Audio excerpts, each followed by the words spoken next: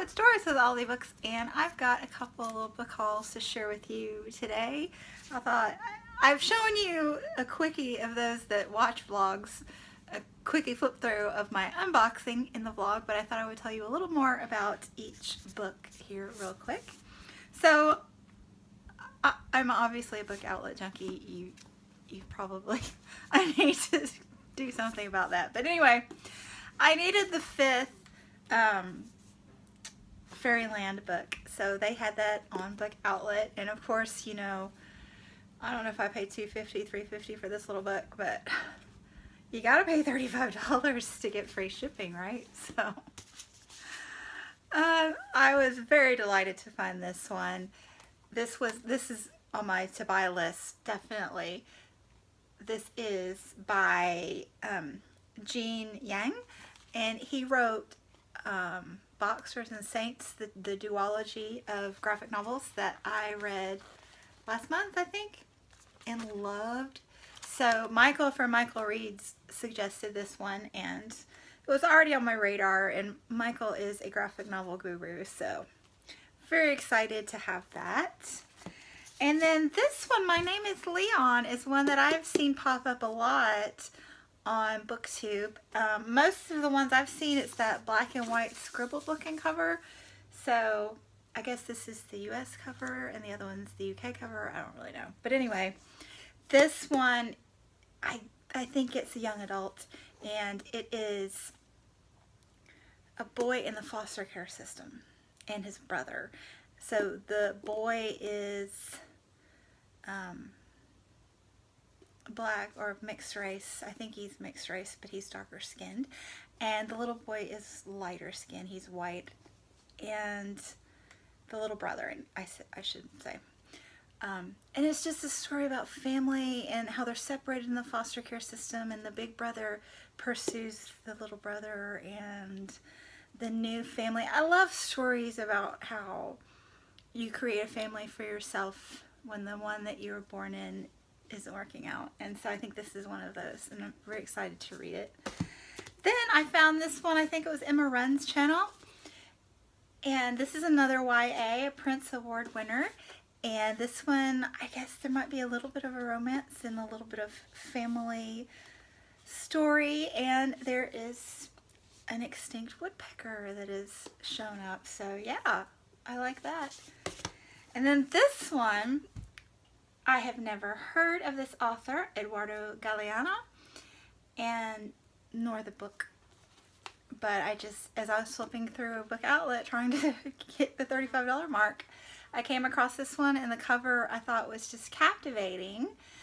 And so I checked it out on Goodreads, and it had a great rating. So I thought, why not? You know, and it's Hispanic Heritage Month, so it's perfect. This is an author from Uruguay, so I'm pretty excited about that. I taught a couple students that I was close to a few years ago from Uruguay. So, and then as I was looking over it a couple days ago, I noticed that it's, I don't know, it's kind of, well, very short vignettes. I don't know what we would call this, free verse poetry or prose, or I don't know what this style would be called.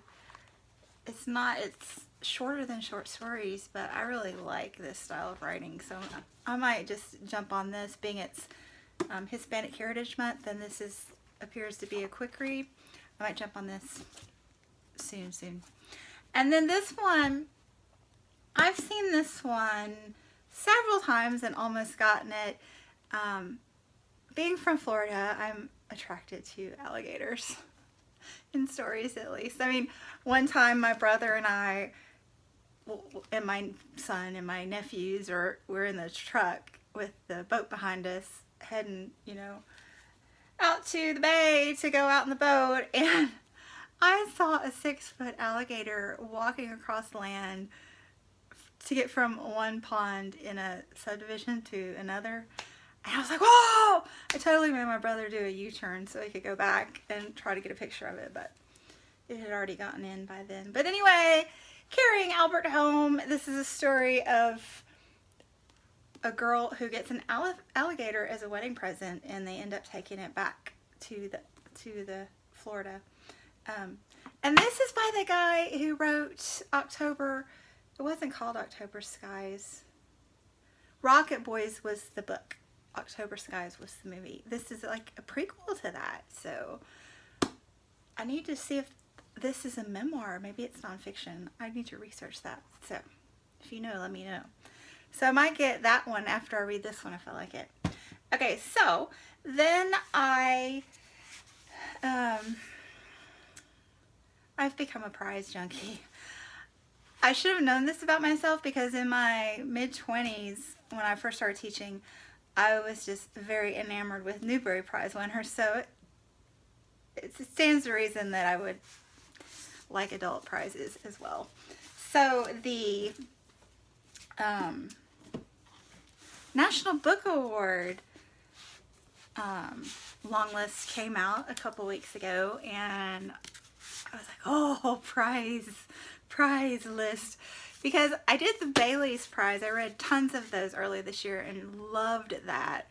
And then the Man Booker came out, and neither the International or the regular Man Booker, neither one of them did as much for me. I wasn't drawn in so much. And I don't know if that was because I was burnt out from the Baileys or just the style of writing wasn't as compelling to me. But the National Book Award, I was like, whoa, I need some of those. So, and the National Book Award is, the ones I have gotten anyway, are the young adult category, the fiction category, and the nonfiction category. So, the young adult category, I finally broke down and got The Hate U Give by Angie Thomas. And I know I don't need to say anything about this. This is a hot book on BookTube. And I'm sure with good reason. So I'm very excited to have this. And there is one more. I think this is weird. There are like 4 books that I still have in my cart at Amazon that are on the long list award, National Book Award list, that don't come out until even the end of October. So, and then the prize, I don't know. It's weird to me that so many would not even be available before the prize is announced. But anyway, so I do have a few more in my cart that I may get, but this is what was available that I wanted at the moment. I got Sing Unburied Sing by Jessamine Ward, and at least I have finally read the essay collection that she compiled. I've got to start reading my Jessamine Ward books. I keep buying her because I'm just very much attracted to her titles anyway. So this one is set in New Orleans. I think it's a 3-generational family saga. And I won't say much about it until I've read it. I like to say more after I read it, but it's popular on BookTube. I'm sure you know what I'm talking about there. A Kind of Freedom by Margaret Wilkerson Sexton. And this one, actually, I'm confused. This is the New Orleans multi-generational story. This one, you know what this one is. This one's everywhere. And then these are the nonfictions that I have thus far. So, Killers of the Flower Moon, The Osage Murders and the Birth of the FBI by David Grann. And this I didn't know anything about. In the 1920s, the Osage Indians had discovered oil and were very wealthy and began being murdered. And I guess the FBI was set up at that time. Very interesting. The Blood of Emmett Till. This one is set around the 1955 lynching of a 14-year-old boy in Chicago. Yes. And then this one wasn't on my original list because I feel like with current, this is one thing I noticed with the National Book Award. It is so consumed by the American political scene at the moment. Very, very much so. Wow. Go look at the list and you will know exactly what I'm talking about. So this one, I felt like I have read enough articles online in the last year and a half that I didn't need to read anymore. But then I watched Steve Donahue's video on the National Book Award long list, and I thought, oh, yeah, he went on and on about this book and how great it was. So, The Evangelicals. This is a history of how the Protestant evangelical movement has shaped U.S. history. Very, very much so. And I guess when I saw it initially, I was like, oh my goodness, I can't read any more about that in modern times. But this one starts out like when Protestants first came to the States with the colonial times, and then moves through the Civil War and the 60s. So it's a historical timeline, and that actually did interest me. So I thought, well, let me just check it out. So that's what I've got so far. And like I said, there's several more that I'm interested in that just aren't out yet. So I guess I'll see how much of a dent I make in these before the shortlist and the prize are announced, and then go from there if I need any more and what I hear online and such. So yeah, that's what I've got. If you have any comments about any of these or updates for me, because I have limited knowledge. I don't like to know too much about books, before I read them, and I feel like I don't like to say too much about them either until after I read them, because, it's kind of boring to just keep saying the same things. Anyway, let me know if you've heard anything about these that you want to share, and I will chat with you soon. Bye!